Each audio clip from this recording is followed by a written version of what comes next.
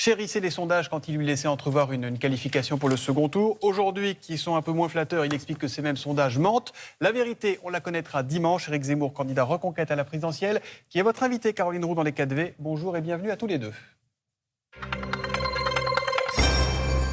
Bonjour Éric Zemmour. Bonjour.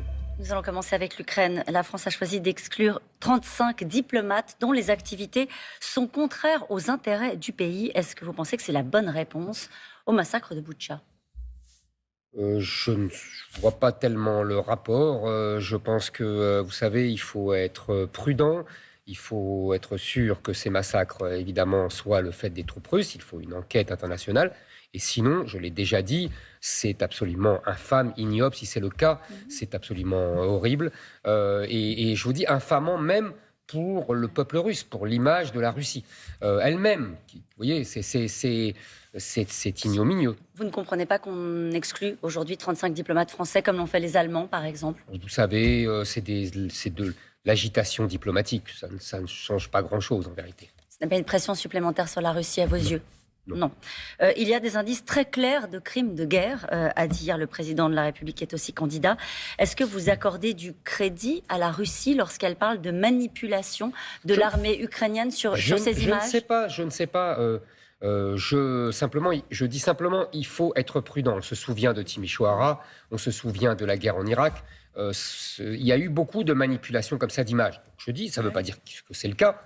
Je dis simplement, il faut être prudent. Il faut attendre une enquête internationale et voilà, c'est tout. On est confronté à des crimes de guerre, selon vous ? Si on a les preuves. Massacrer comme ça des civils, ce sont des crimes de guerre. Mais je vous dis encore une fois, soyons prudents et voilà, c'est tout ce que je demande. Il faut mettre de côté l'émotion. C'est ça que vous laissez entendre ? Non, je ne dis pas qu'il faut mettre de côté l'émotion. L'émotion est légitime. C'est horrible de voir ces gens massacrés. Mais je dis simplement, méfions-nous des images. On l'a appris, c'est tout. Je ne vais pas vous répéter 10 fois Timișoara, etc. Je dis simplement cela. Maintenant, si c'est avéré que c'est l'armée russe, c'est évidemment ignominieux et on ne peut que condamner. Et il faudra sanctionner. De nouveau, faut-il un nouveau train de sanctions, un embargo sur le charbon et le pétrole ? Moi, vous savez, je suis depuis le début prudent sur ces sanctions. Parce que ce que je ne veux pas, c'est que ça se retourne contre les Français. Et c'est ce qui est en train de se passer. Contre les Allemands, contre les Français. Et en plus, qu'est-ce qui va se passer ? Nous allons aller d'une dépendance à la Russie à une dépendance aux Américains. C'est-à-dire qu'on voit bien qu'on se précipite pour acheter du gaz américain. Qui est d'ailleurs dans des conditions encore plus polluantes que le gaz russe. Vous voyez, simplement, moi je dis, il faut plutôt trouver une solution pacifique. Arrêter on n'est pas en guerre avec la Russie, il faut trouver une solution pacifique. Vous avez lu le rapport du Conseil d'analyse économique. Mettre fin aux importations donc de gaz, de pétrole, aurait un impact relativement faible avec une perte de 0,3% de PIB, 100 € par an par Européen, dit le Conseil d'analyse économique. Vous en doutez ? Qu'ils aillent dire ça aux Allemands. Non, moi je ne parle pas des Français. Grâce au nucléaire... Vous ne parlez pas des Français, vous êtes un peu là pour parler des Français non, quand même. Mais grâce au nucléaire, nous sommes beaucoup plus autonomes par rapport au gaz russe.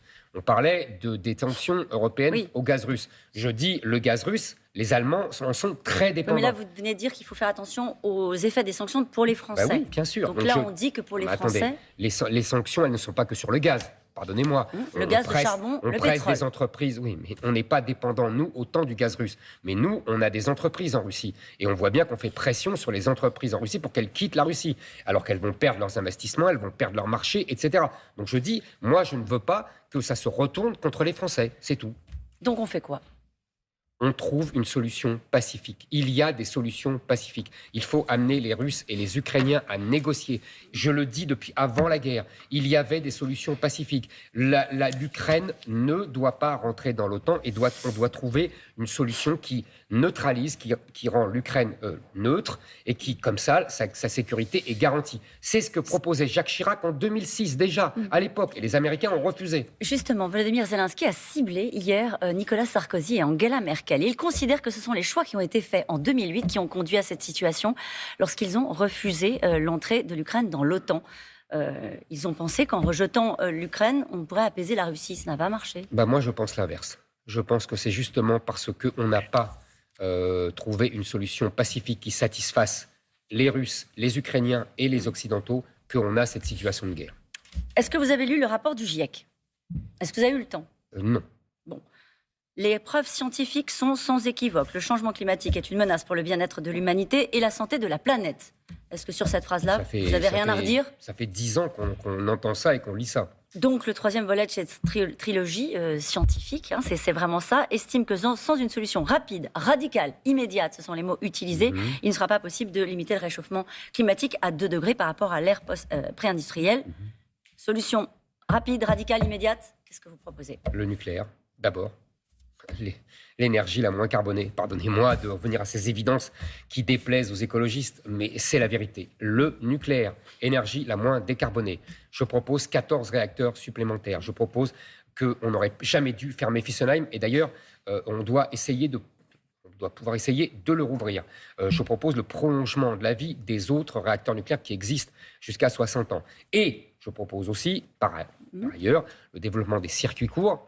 La réindustrialisation est en elle-même un phénomène qui peut lutter contre le réchauffement climatique parce qu'on importe moins et des actions ciblées sur, par exemple, le recyclage des plastiques. Contre la pollution des sols. Vous voyez, des pour le actions réchauffement pour climatique. l'office. Bah oui, ouais. Pour l'office, la création d'un office de la forêt, pour reboiser. Tout ça, c'est sur le réchauffement climatique. Est-ce que d'une manière ou d'une autre, vous baissez notre dépendance aux énergies fossiles? Pour cela, il faudrait déjà arrêter, comme je le propose, les éoliennes. Parce que, comme les éoliennes sont intermittentes, quand il n'y a pas de vent, on va chercher le gaz, voire le charbon. J'ai vu que Mme Barbara Pompili, la ministre de l'Environnement, avait rouvert 2 centrales à charbon. Vous voyez, bravo pour le réchauffement climatique. Mais est-ce qu'il faut aller vers une baisse de la dépendance aux énergies fossiles? Il faut toujours aller vers une baisse aux énergies, bien sûr. De toute façon, c'est bon pour notre balance commerciale, puisque donc c'est très bien. Il faudra, par exemple, pour les logements, il faut une amélioration thermique des logements. Donc oui, c'est très bien de diminuer notre dépendance. On sait qu'une partie des électeurs qui ont voté François Fillon vous ont rejoint. François Fillon apporte son soutien à Valérie Pécresse. Le seul chemin viable vers l'alternance, ça pèse en fin de campagne ou pas? Écoutez, c'est normal, c'est sa fidélité à son parti. Moi, je dis aux électeurs de Valérie Pécresse, ne gâchez pas votre voix. Valérie Pécresse a déjà préparé son ralliement à Emmanuel Macron. Donc, moi, je suis le seul candidat de droite. Je suis le seul candidat qui ne se ralliera pas à Emmanuel Macron. Je suis le seul candidat de droite qui peut réconcilier les électorats de droite entre les électeurs du Rassemblement national qui m'ont rejoint et les électeurs de LR qui m'ont rejoint. Je suis le seul à faire cela. Et déjà, d'ailleurs, je suis le seul qui a déjà été rejoint par des gens de LR comme Guillaume Pelletier ou comme Christine Boutin et qui, si je suis au second tour, sera rejoint par des gens comme Éric Ciotti, François-Xavier Bellamy ou d'autres. Et c'est ça qui fera exploser LR et qui permettra une réconciliation des droites et une recomposition des droites. Vous pensez que ça les rassure de savoir que vous pourriez vous rallier à Marine Le Pen? Non, mais moi, je serai au second tour. Donc, ça n'a rien à voir.